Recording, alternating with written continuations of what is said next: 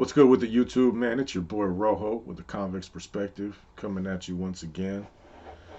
Today we're gonna drop a major heater, in a few minutes about some information we got from an active member of the MA, and it's crazy. It has to do with this state and federal thing going on between the NF and that truth filter that just came out. Well, Boxer dropped the truth filter, you know, in full. He read it entirely. So if you guys haven't checked it out, man, you should go check that out, man. It's word for word, and it was received from an active member of a regiment here on the streets in California, and it was forwarded to us. We're not going to disclose where it came from or nothing like that. However, I can guarantee you that it's authentic, 100%. Based on, I can tell you just based on the wording, the timeline, who sent it to us, etc. It's the real deal, 100% authentic, no question. Now, a little bit of history, just real quick for, somebody who might be a new viewer, somebody who might have missed out on some things. When the Black Widow indictments came down, in the early 2000s, all the high command, well, most of the high command was moved from Pelican Bay to fight their case in Oakland. At first, they were at the main jail, North Oakland, downtown, and then they were shot to Santa Rita. While they were in Santa Rita, things were working as they should be. Everybody was still on the same page, hand in hand. Them guys in Santa Rita were facilitating the same things that they'd been facilitating out on the streets, and there wasn't so much internal confrontation. Pelican Bay was still doing the Pelican Bay thing and continuing business as usual. There was no, not too much, struggle for power or anything like that. Fast forward a little while, and these brothers plead out. They end up going to the feds, getting their sentences commuted and whatnot. Some of them get life, some of them get to hit the streets. Well, a power struggle ensued, right? People were supposedly left in charge in Pelican Bay, being DC, as the highest ranking, captain at the time. He was to assume control of Pelican Bay or whatnot. This is from the federal point of view, with the main leaders being Tibbs, Corny, and Pinky going to the feds and maintaining their position as the Mesa. However, based on different interpretations of the NF Constitution, it was soon decided that Pelican Bay would be recreating its own chain of command per old guidelines that say that the head of command is always there. This I'm putting it in real layman's terms so it's easy to understand. Before, Pelican Bay was always the seat of power for the NF. However, with the majority of the power and only like 25 or 26, solid NF members being left in the Bay after this sweep, after these indictments, everybody went to the feds. I mean, apparently there was, disputes about whether it was voted to move, with the generals since they were all gone, or whether there wasn't no vote, or whether there wasn't the right amount of votes. That's something we can't even speculate on because we weren't there. However, in a situation like this, when the whole chain of command is moved, and you got all three generals going to the same place, the same time, you would think that there would be enough power to vote to move things wherever they feel is necessary. Um, Over time, man, these disagreements, man, about who was gonna have what and who was gonna lead what and everything turned into like it almost forming, hey, you're on our side or you're on their side, state or federal, period. Instead of everyone working toward the same goal, as one unit, it splintered off into different, regiments, different chains of command that bump heads with each other. You go out on the streets and you're supposed to report to this channel, says the state. You get out there, man, there's some federal guys out there saying, no, that's not the real leadership. You know what I mean? So for the average soldado, I mean, granted, you're in a regiment. Let's not call them average soldado, but for the person getting out of the Bay or wherever they might be and going to the streets, who do you listen to and be correct and not have to worry about getting hit by the other chain of command? There's one. It's one movement. It's one chain of command. It's not up to me or anybody else, on the streets or whatever to figure that out, man. But common sense would tell you that the appropriate chain of command would be in the feds. Now, if you interpret it from the Constitution, it would remain in the state. But the Constitution didn't allow for a disruption of such a magnitude. It's just special circumstances beyond anything anybody's ever seen. Now, do you choose sides? Like I've said, that I would side with the federal side, and in thinking about that further, I think the federal side should just move on, really, and do federal things. Let the state move on and do state things. That's only my opinion. And I said that because I had a pretty good relationship with Tibbs and Corney, and I understand exactly where they're coming from, and I know their dedication level, etc. You know what I mean? I know these dudes personally. I spent a couple years with them.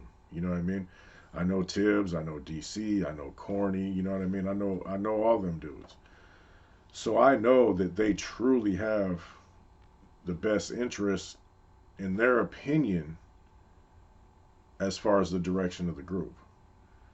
Now, as far as DC, I know DC. DC's a good dude, man. He's been around for days. He's cool. He's old. You know what I mean? Does he lack the mental capability to appropriately run things?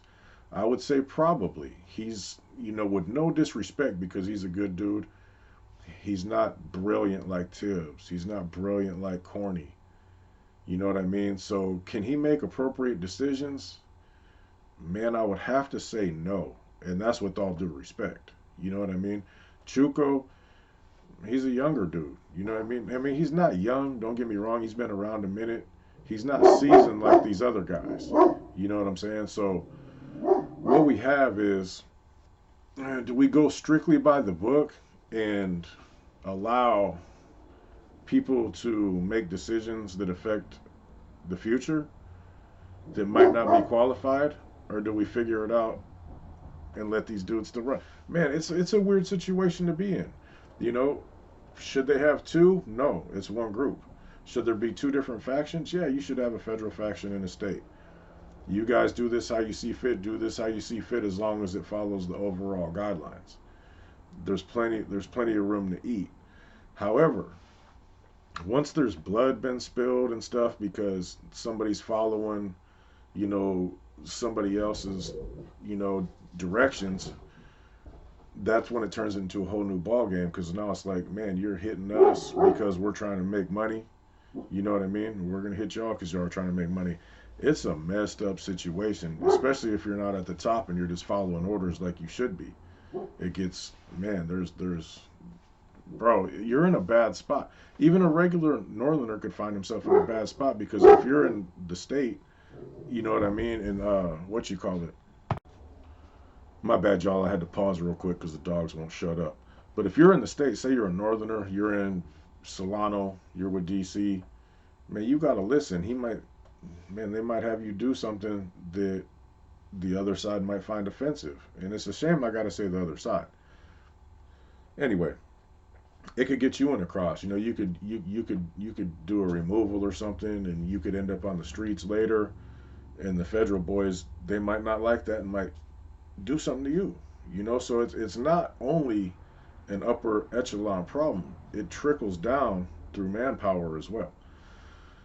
All right, now what you got, man? You got two whole different places trying to establish things in the same area. They're going to cross paths. There's federal guys coming out to California, there's state guys paroling, and they're all trying to work. With all this animosity and green lights on you and green lights on you, they're going to butt heads. What does butting heads do?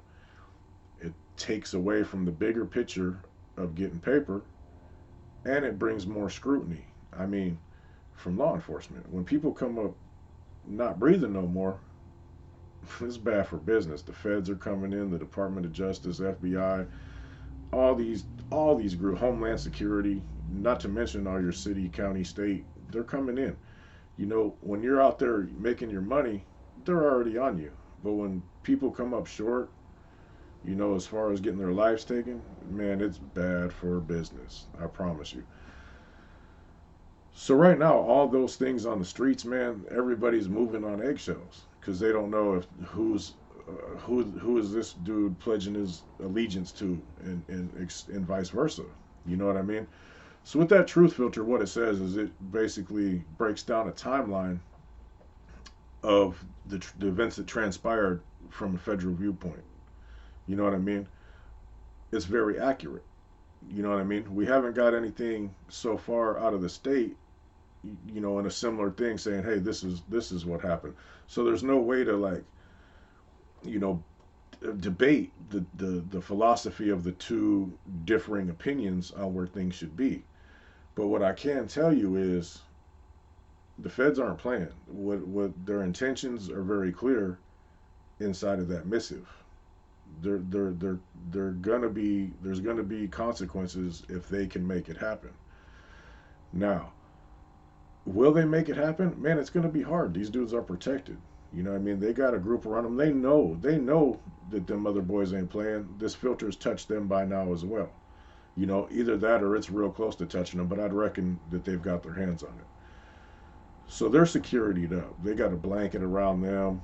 People under them aren't necessarily going to try to rock the boat and try to make good on this filter because that could cost them their existence. Not only be all bad, but it could put you inside the ground. Now, federal leadership's intelligent. What they'll do, they'll get somebody off the streets that sides with them a little bit, and when they get a violation or a new beef, they'll put them in there. They'll tell them to be cool. They'll tell them to gain them guys' trust. Let's wait a year, put in work, impress them, get their guard down, handle your business. Now here's the breaking news, you guys. One of us have talked to an MA member in the last couple days that was in the yard with DC, right? Apparently Chuco's now in Solano as well. I haven't verified that yet, but I believe the homie that I just talked to verified it. The MA also is providing a security blanket for DC and Chuco. Let me say that again. The Mexican Mafia is also providing a security blanket with their soldiers with specific orders not to let anything whatsoever happen to DC and Chuco. Why is this, you ask? Well, I'll tell you. Everybody's balling in the California mainlines. There's a lot of adversity from the SNY groups. A big selling point to be a part of one of these groups is, hey, we're not fighting right now, we're making all this money. We have inside information from these prisons about how much they're making. You guys have debated with us, not anybody in particular, but we've been debated before about how much they're generating on these main lines. Think about this. If the MA is willing to back these individuals because everybody's coexisting, not in these shoes, everybody's able to further their recruitment, membership, ultimate goals inside and out by not having these hostilities, wouldn't you think it's in their best interest as well to delay or to prevent any kind of possible change in leadership? Everybody's happy with the current leadership in the state because nobody's in the shoe, everybody's making money. Now, the MA firmly controls down south. Nobody can debate that. The NF firmly controls up north. Nobody can debate that. The MA, having access to the border with Mexico and their relationship with cartels that's publicly documented, they would be able to provide the NF with the same connections. Now, without being able to go down as a unit and do business in Mexico without the fear of maybe the opposition finding out, robbing you, taking you out the game, whatever, that's a real good incentive. You know what I mean? If you're able to get bulk amounts of things that you might not be able to, that you're not supposed to have, at cartel level prices, that benefits everybody. You know what I mean? they're going to still have their hand in it and get their percentage. What it is, it's not, you could look at it two ways: working with the enemy's treason, or hey, they don't need to be the enemy no more because, there hasn't been no NFMA, conflict since the 70s. And that's kind of old news. You look at it from the federal point of view that the war is never over. It's all a matter of interpretation, man. Times have changed, no doubt, 100%. I mean, I think personally, I'm an outsider now, 100%. I'm exiled. I still feel there's no reason to not coexist and make money. There's enough money for everybody. Man, California's a gold mine. That border down south, right past San Diego, that's a gold mine. Why keep fighting people just like you when a little bit of common respect and the ability to interact together could not only take away police attention, keep people out of the shoe, keep people from getting these Buck Rogers dates, for these riots and stuff. It's just an advancement in the direction for everybody to succeed. Now, like I said, this is just my opinion. This information that we got, I know the person personally. There's no reason for him to lie. And I can see why they're doing it. It's to protect everything that California's had going on since 2012 in the event of a potential change of leadership that might destroy what's going on. Have people back in the shoe. Have, having to worry about Serrano and Norteños going at it. You know what I mean? Just trivial stuff that messes up something that's become way better for everyone. A lot of them guys were in them shoes since the mid and late 80s. You know what I mean?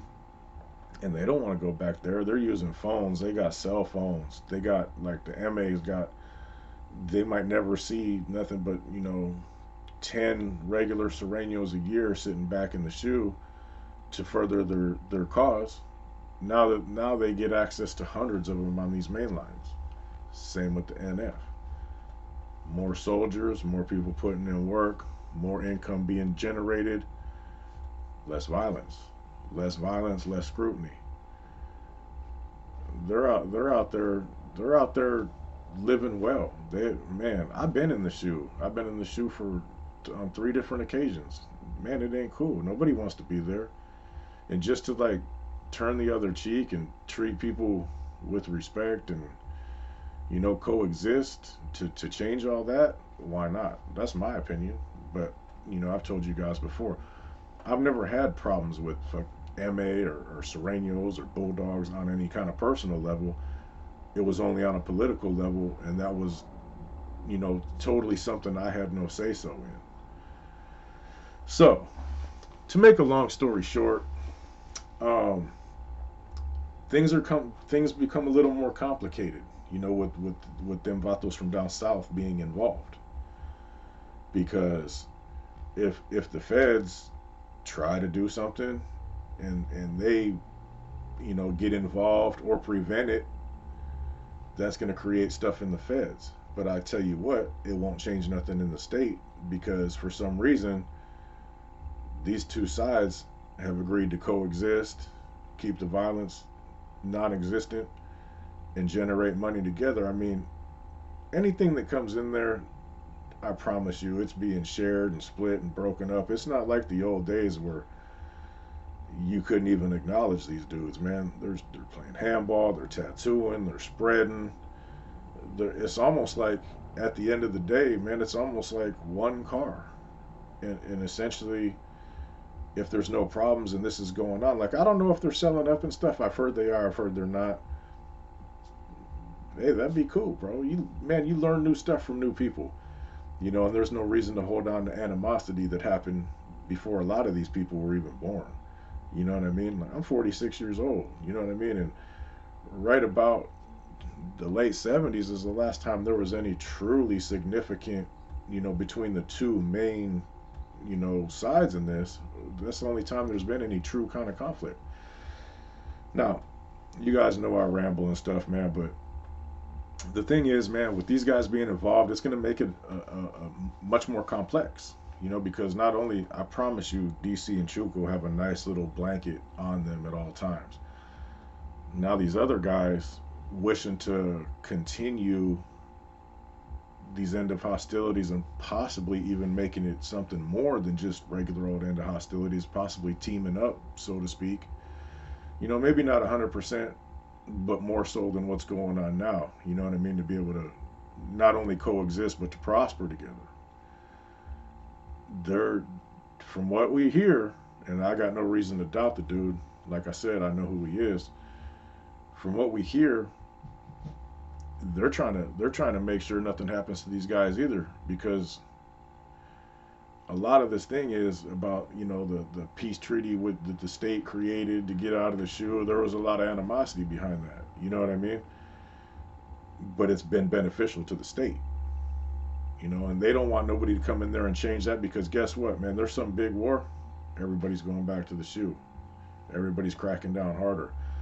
If it spills over too much on the streets, FBI is all up in there. Now, somebody had just got at us and told us Chuco just picked up a new federal indictment. I'll try to research that a little farther and see if I can pull up exactly what's going on. That right now it's hearsay. I have no reason to discredit anyone until they give me a reason to. And the time's coming. Anytime you're in this game, the feds are one day they're going to be there. I mean, that's just how it is. Whether you're locked up, I mean, look at what happened in Black Widow. All these guys are locked up in the base, still get hit with a federal indictment. They're not out on the streets doing nothing. You know what I mean? And all it is little word of mouth, hearsay. They said you, or authorized, and this and that. Man, once you're in these criminal organizations, man, the level of amount of evidence they need against you becomes way less. These conspiracy cases and these gang enhancement cases.